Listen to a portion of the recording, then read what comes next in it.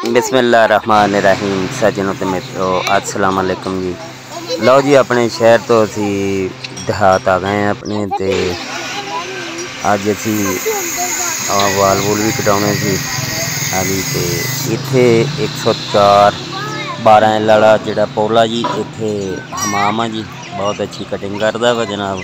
तो असी इहदे कोई आए हैं तो इस चौंक की लोकेशन भी जिहड़ी है सारी असी क्या भी तुहानूं दिखाइए। हाँ जी पिंडां दा यानी कि जिहड़ा ना कम करने की तरतीब ते सारा कुछ वो मुख्तलिफ पिंड जिहड़े जी उन्हां दा मुख्तलिफ हिसाब हुंदा वा।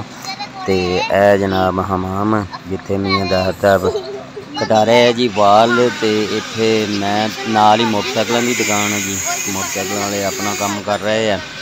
तो असी जिहड़ा जनाब अंदर एयर कूलर चल रहा जनाब।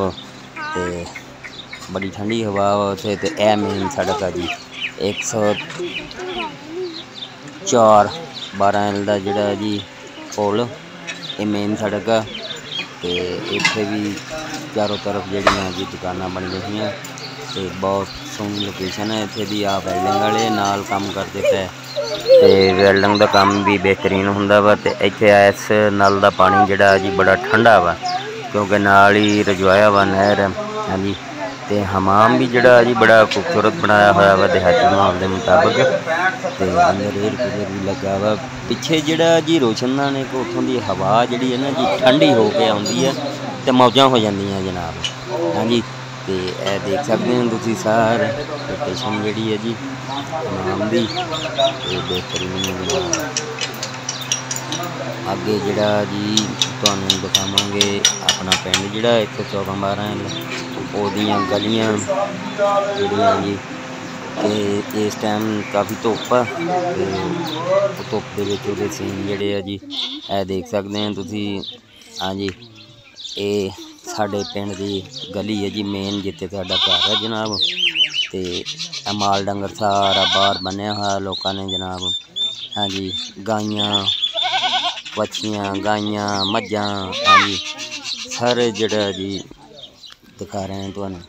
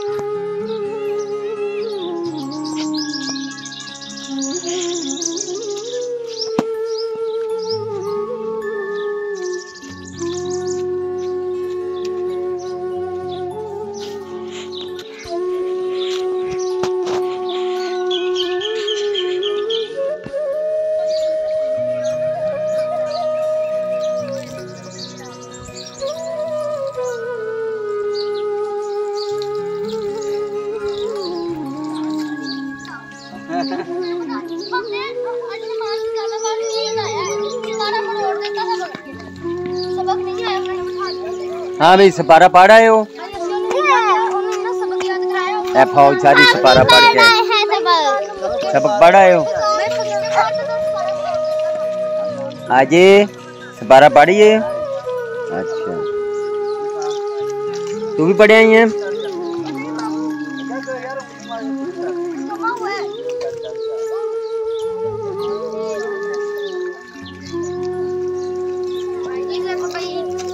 हाँ भी तुम भी पढ़ के आया?